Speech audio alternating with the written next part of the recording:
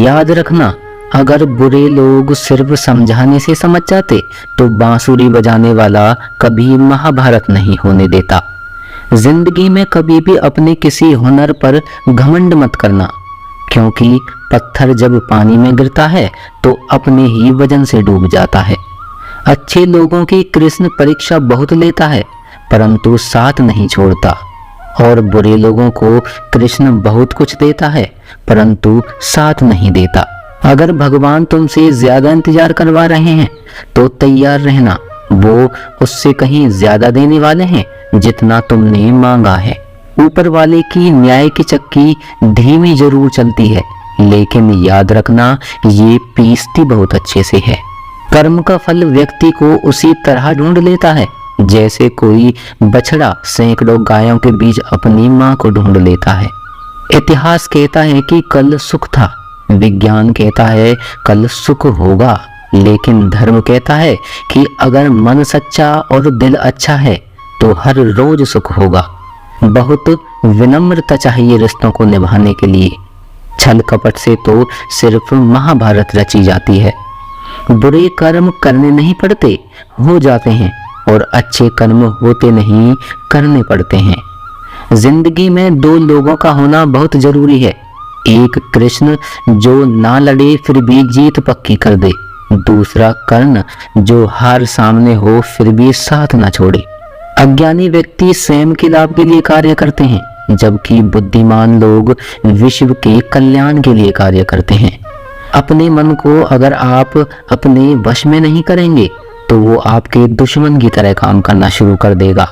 अहंकार करने पर इंसान की प्रतिष्ठा, वंश और वैभव तीनों ही चले जाते हैं। विश्वास ना हो तो रावण, कौरव और कंस का अंत देख लो। तू करता वही है जो तू चाहता है, होता वही है जो मैं चाहता हूँ। तू वही कर जो मैं चाहता हूँ, फिर होगा वही जो तू चाहता है। इंसान गलत कार्य करते समय दाएं बाएं आगे पीछे चारों तरफ देखता है, बस ऊपर देखना भूल जाता है।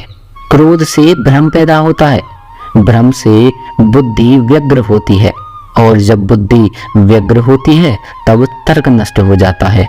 जब तर्क नष्ट हो जाता है तब व्यक्ति का पतन हो जाता है। श्री कृष्ण कहते हैं कि जन्म लेने वाले के लिए मृत्यु उतनी ही निश्चित है जितना कि मृत होने वाले के लिए जन्म लेना। इसलिए जो अपरिहार्य है उस पर शोक मत करो। हद से ज्यादा सीधा साधा होना भी ठीक नहीं है, क्योंकि जंगल में सबसे पहले सीधे पेड़ को ही काटा जाता है और टेढ़े मेढ़े पेड़ को छोड़ दिया जाता है। जिंदगी के इस रण में खुद ही कृष्ण और खुद ही अर्जुन बनना पड़ता है। रोज अपना ही सारथी बनकर जीवन की महाभारत को लड़ना पड़ता है। भरोसा अगर खुद पर रखो तो ताकत बन जाती है, और दूसरों पर रखो तो कमजोरी। आप कब सही थे इसे कोई याद नहीं रखता, लेकिन तुम कब गलत थे ये सब लोग याद रखते हैं। हर किसी के अंदर अपनी ताकत और अपनी कमजोरी होती है। मछली जंगल में नहीं दौड़ सकती और शेर पानी में राजा नहीं बन सकता। इसलिए अहमियत सभी को देनी चाहिए। अच्छी किस्मत के लोग थोड़ा भी बुरा होने पर भगवान को कोसते हैं, और बुरी किस्मत के लोग थोड़ा भी अच्छा होने पर भगवान का स्मरण और धन्यवाद करते हैं। मैं सभी प्राणियों को समान रूप से देखता हूँ, ना मुझे कोई कम प्रिय है ना अधिक, लेकिन जो मेरी प्रेम पूर्वक आराधना करते हैं वो मेरे भीतर रहते हैं और मैं उनके जीवन में आता हूँ। सदैव संदेह करने वाले व्यक्ति के लिए प्रसन्नता ना इस लोक में है और ना ही कहीं और।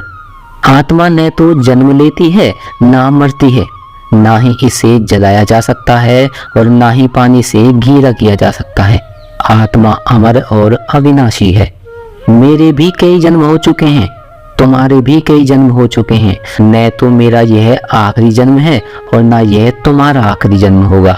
मोहग्रस्त होकर अपने कर्तव्य के रास्ते से हट जाना मूर्खता है, क्योंकि इससे ना तो तुम्हें स्वर्ग की प्राप्ति होगी और ना ही तुम्हारी कीर्ति बढ़ेगी। अगर आप अपना लक्ष्य पाने में नाकामयाब होते हो तो अपनी रणनीति बदलो, लक्ष्य नहीं। प्रत्येक मनुष्य अपने विश्वास से निर्मित होता है। जैसा वो विश्वास करता है वैसा ही वो बन जाता है। क्रोध इंसान का सबसे बड़ा शत्रु होता है। क्रोध आने पर इंसान की सोचने समझने की शक्ति खत्म हो जाती है और उस व्यक्ति के पतन में ज्यादा समय नहीं लगता। व्यक्ति कर्म करने से कभी छुटकारा नहीं पा सकता है, इसलिए तुम्हें हमेशा कर्म करते रहना चाहिए, क्योंकि कर्म के बिना तुम्हारे शरीर का निर्वाह भी नहीं हो सकता है। परिवर्तन ही संसार में स्थायी है, लेकिन परिवर्तन से घबराना नहीं चाहिए। मन को नियंत्रण में रखना किसी घोड़े के नवजात शिशु को नियंत्रण में रखने जैसा जितना कठिन होता है। मन शरीर का हिस्सा है। सुख दुख का एहसास करना आत्मा का नहीं, शरीर का काम है। मान अपमान, लाभ हानि, सुख दुख होना, ये सभी मन की शरारत है। सिर्फ दिखावे के लिए अच्छा मत बनो। वो परमात्मा आपको बाहर से नहीं बल्कि भीतर से भी जानता है। इसलिए कोई भी बदलाव पूरी तरह से स्वयं के लिए होना चाहिए। आप खुश हैं या दुखी, यह दोनों आपके विचारों पर निर्भर है। अगर आप प्रसन्न रहना चाहते हैं तो आप हर पल में प्रसन्न ही रहेंगे। अगर आप अपने मन में बार बार नकारात्मक विचार लाएंगे तो आप दुखी ही होंगे। विचार ही हर व्यक्ति का शत्रु और मित्र होता है। श्री कृष्ण कहते हैं, किसी के साथ चलने से ना तो कोई खुशी मिलती है और ना ही लक्ष्य। इसलिए मनुष्य को सदैव अपने कर्मों पर विश्वास करते हुए अकेले चलते रहना चाहिए। कर्म योग, भक्ति योग और ज्ञान योग को ही कल्याण का प्रमुख साधन बताया गया है। कर्म के प्रवाह से संबंध का टूट जाना ही जीवन का लक्ष्य है और यह लक्ष्य उपर्युक्त तीनों मार्गों से प्राप्त हो सकता है। श्री कृष्ण कहते हैं कि केवल डरपोक और कमजोर ही चीजों को भाग्य पर छोड़ते हैं, लेकिन जो मजबूत और खुद पर भरोसा करने वाले होते हैं वे कभी भी नियति या भाग्य पर निर्भर नहीं करते।